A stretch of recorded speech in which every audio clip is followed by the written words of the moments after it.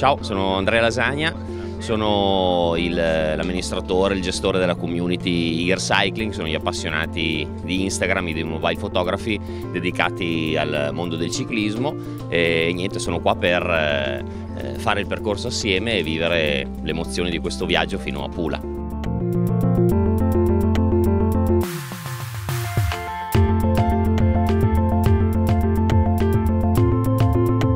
Il segreto per arrivare, come ho detto ieri, è partire piano e salire sul furgone.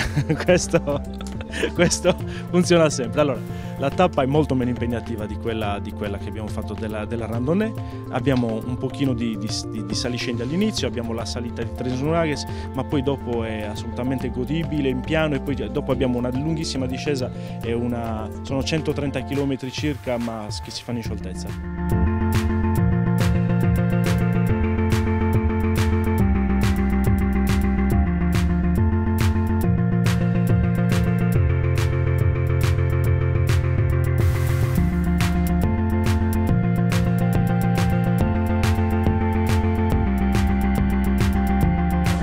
La Sardegna e l'Irlanda.